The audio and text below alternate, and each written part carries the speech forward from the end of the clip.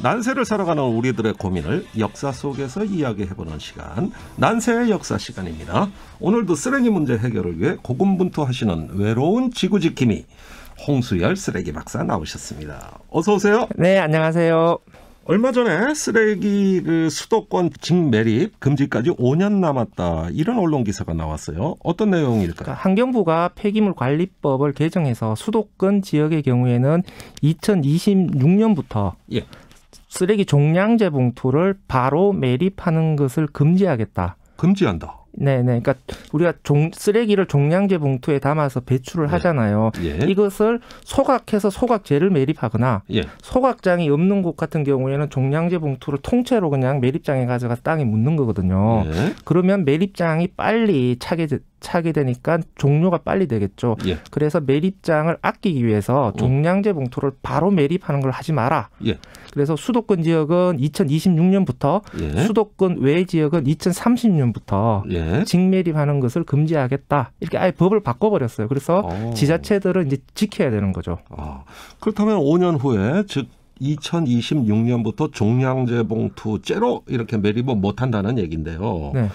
매립하는 건 그럼 뭐가 되는 겁니까? 그러니까 태워서 소각제를 매립하거나, 그러니까 태워서 부피를 왕창 줄여서 제만 매립하거나, 아니면은 소각이 어려울 경우에는 이게 전철이라고 얘기를 하는데 종량제 봉투를 파봉을 해서 거기 안에서 또 재활용할 수 있는 거나 쓸 수 있는 것들은 또 골라내고 나머지 쓸 수 없는 것, 타지 않는 불연물들만 매립을 하라, 이렇게 하는 거죠. 그렇군요. 자, 이렇게 하는 이유가 뭘까요? 직매립을 금지하는 무엇을, 또 어떤 효과를 바라고 이런 매립 정책을 하는 것이죠? 우리나라는 땅이 너무 좁잖아요. 그러니까 매립이라고 하는 것 자체는 땅을 소비하는 거거든요. 그러니까 계속 쓰레기를 처리함으로써 땅이 계속 줄어드는 거거든요. 그런데 매립장 구하기가 너무너무 힘들잖아요. 그렇군요. 그러니까 이런 식으로 쓰레기를 가지고 땅을 잡아먹어버리면 언젠가는 땅이 쓰레기도 다 차게 될 텐데 그럼 대체 매립지를 못 구하게 되면 쓰레기를 처리할 수 없어서 우리 집 앞에 쓰레기가 쌓이는 진짜 쓰레기 대란 사태가 나올 수가 있는 거죠. 따라서 안정적인 쓰레기 처리 기반을 마련하려면 매립장을 최대한 아껴서 써야 되는 거죠. 그러니까 결국은 매립을 줄이겠다, 이 얘기네요. 그렇죠. 이제 우리가 매립지로 쓸 수 있는 땅 자체가 부족한 국가이기 때문에 지금 있는 매립지를 최대한 아껴서 써야 된다는 거죠. 자, 매립을 금지하려면은 이 쓰레기를 처리하는 다른 시설이 필요할 것 같습니다. 어떤 시설이 필요할까요? 일단은 쓰레기를 줄여버리거나 아니면 분리배출을 잘해서 재활용을 잘하거나, 그래도 안 되면은 일단은 태우는 시설, 소각시설이 일단 생각해 볼 수가 있을 거고요. 소각시설의 설치가 어려운 경우에는 그러니까 종량제 봉투 전처리 설비라고 해서 종량제 봉투 안에 들어가 있는 비닐 같은 것들을 다 골라내어서 또 시멘트 소속로 같은 곳에 연료로 보내는 거죠. 그러니까 이런 식으로 종량제 봉투를 먼저 선별하는 이런 시설들을 생각해 볼 수가 있어요. 그렇다면 그 소각장 건립이 더 확대되지 않겠습니까? 서울시에서 그래서 지금 서울시가 큰 소각장이 4개가 있거든요. 목동하고 마포하고 강남하고 노원구 큰 소각장이 4개가 있는데 이 4개만 가지고는 서울시에서 발생되는 종량제 봉투를 다 처리할 수가 없어요. 그래서 한 1,000톤 정도가 비거든요. 그래서 지금 1,000톤짜리 하루 1,000톤짜리 소각장을 짓겠다고 지금 입지 선정하는 절차를 지금 밟고 있는 거죠. 그런데 1,000톤짜리 소각장 짓는 것을 또 좋아하는 주민들은 없을 거 아니에요? 그럼요. 매립장도 문제지만 소각장을 누가 환영하겠습니까? 그러니까 지금 앞으로 서울에서 엄청난 소각장 민원이 발생할 거고, 그래서 앞으로 내년에 당선되시는 서울시장님은 머리 보관을 잘 하셔야 돼요. 주민들한테 머리가 뜯길 가능성이 좀 높아지는 거죠. 내년 아무래도 지방선거에 쟁점이 되겠네요. 자, 서울시장 앞으로 하시려면 이 문제부터 해결해야 된다. 역시 그 수도권의 쓰레기 매립 문제가 지자체 간의 갈등이 붙었기 때문에 이런 문제가 생기는 거겠죠? 그렇죠. 이게 쓰레기 삼국지죠. 서울, 경기, 인천 이 3개 지자체가 한 매립장을 공동으로 이용하는 것인데 그 매립장이 하필 지금 인천에 있는 거거든요. 그렇습니다. 그러니까 이제 인천은 매립장 나가라라고 하는 입장인 거고, 서울하고 경기도는 제발 좀 같이 쓰자 이렇게 하는 입장인 거죠, 지금. 예, 그 결말이 안 나고 있어요. 네네. 네. 그런데 이게 이제 갈등이 되는 원인은 인천시가 더 이상 수도권 매립지 우리 서울 쓰레기 못 받겠다 이러면서부터 아주 그 부각이 되고 뭐 양보나 타협책이 제시되고 있는 건 없어요? 일단 표면적으로 나오는 것은 인천 시민들의 경우에는 그 각자 쓰레기 독립하자.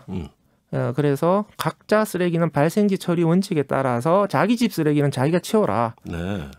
왜 자기 똥을 남한테 던지냐. 예. 이렇게 이야기를 하는 것이죠. 그래서 예. 일단은 인천 시민들 입장은 아직까지는 강경한 것 같습니다. 예, 인천은 그럼 강경하고 대체 매립지도 찾아야 되는데 그건 진행이 전혀 안 되고 있습니까? 이제 원래 1월부터 이제 공모를 했어요. 예. 그래서 어마어마한 지원을 해주겠다. 그 매립지를 그 받아들이는 지자체에 대해서는 예. 특별 지원금도 주고 그다음에 매립하는 기간 동안에 처리 수수료의 절반을 떼내서 예. 지역의 지원 사업으로 쓰겠다. 그게 2050년까지 쓰면 한 3조 정도의 지원이 돌아갈 거다. 예. 이렇게 이야기를 하는데 예.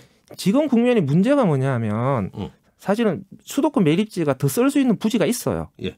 더 쓸 수 있는 부지가 있는데 인천 시민들이 더 이상은 못 봐주겠다 하면서 쫓아내는 거거든요. 그렇습니다. 그러니까 쫓겨난 매립지를 돈 때문에 받게 되면 약간 지역적 자존심의 문제도 발생을 하는 것이죠.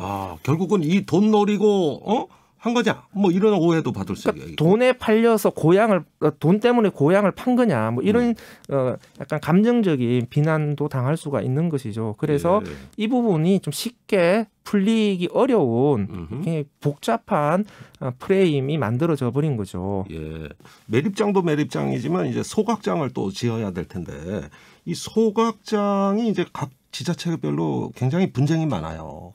문제는 그 유해 물질이나 탄소 배출 문제가 있고 미세먼지 문제도 있다는 거거든요. 이렇게 되면은 또 새로운 문제 시작 아닐까요?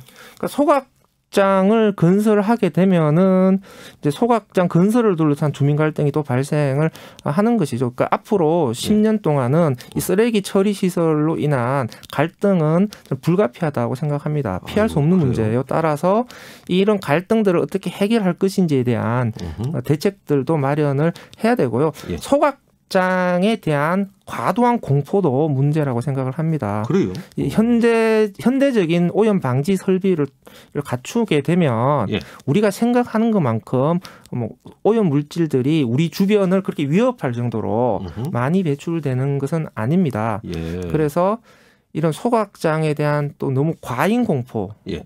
그리고 그 가짜 뉴스들 예. 이런 것들이 많이 퍼져 나가는 것도 좀 바로잡을 필요는 있다라고 생각해요. 알겠습니다. 자, 이렇게 매립장이냐 소각장이냐 이런 논쟁도 있습니다만 역시 근본적인 해결책은 쓰레기 자체를 줄이는 거거든요. 네. 예, 우리가 좀 뭐 획기적으로 쓰레기를 줄일 수 있는 이런 정책이 답이 아닐까요? 쓰레기는 줄여야죠. 근데 이제 소비 자체를 왕창 줄일 수는 없는 노릇이고 소비는 하더라도 쓰레기를 덜 발생시키는 소비로 가야 되는데 일회용을 너무 많이 쓰고 있어요. 네. 그러니까 여기서 일회용이라고 하는 것은 일회용 컵뿐만 아니라 일회용 포장재도 다 해당됩니다. 페트병이라든지 예. 이런 비닐봉투라든지 이런 것들 다 일회용이거든요. 예. 점점 더 편리를 생각하면서 그러니까 일회용 사회로 가고 있는데 예. 일회용 사회를 재사용 사회로 바꿔야 되는 거죠. 그래서 저는 가벼운 절망에서 무거운 희망으로 가야 된다 이렇게 얘기를 하는데요. 멋있는 말이에요. 가벼운 절망은 가벼운 플라스틱 일회용기를 말하는 것이고요. 예. 무거운 희망은 재사용할 수 있는 유리병을 말하는 거거든요. 그렇군요. 그러니까 일회용 플라스틱 용기 시대에서 예전처럼 다시 씻어서 재사용하는 유리병의 시대로 예. 가야 된다고 생각해요. 예, 그러면은 뭐 어쨌든 전반적인 사회 혁신, 어떤 패러다임의 전환이 답이다. 이렇게 들립니다. 그러니까 생산 소비 시스템을 왕창 뜯어 고쳐야 되는 거예요. 전면 재설계가 필요합니다, 지금. 이야, 그러면 어마어마한 혁신인데, 그죠? 예, 지금 시작해야 된다는 이 말씀이시네요. 자, 무겁게 들립니다. 자, 그동안에 몇 달 동안에 우리가 겪는 수많은 문제를 고민해보는 시간이었어요. 오늘이 마지막 시간입니다. 우리 홍 박사님, 마지막으로 청취자들한테 한 말씀 해주시죠. 네, 시원섭섭한데요. 그동안 즐거웠습니다. 우리 공작가가 없어서 되게 아쉬운데요. 맨날 쓰레기 문제만 보다가 예. 이 쓰레기 문제를 벗어나서 환경과 관련된 다양한 주제들, 예. 여러 가지 사회 문제들까지 다 수다를 떨 수 있는 시간을 가져서 굉장히 즐거운 시간이었고 네. 공부도 또 많이 되는 시간이었습니다. 예, 쓰레기 문제가 어떤 그 단순한 어떤 그 우리 주변에 불편한 문제가 아니라 근본적인 문제라는 걸 알려주셨어요. 예, 저희도 방송하면서 여러 가지로 배웠고 또 행복했습니다. 지금은 멀리 초원에 가 계신 공원국 작가님과 홍수열 박사님, 난세의 역사 함께 해주셨습니다. 감사합니다. 감사합니다.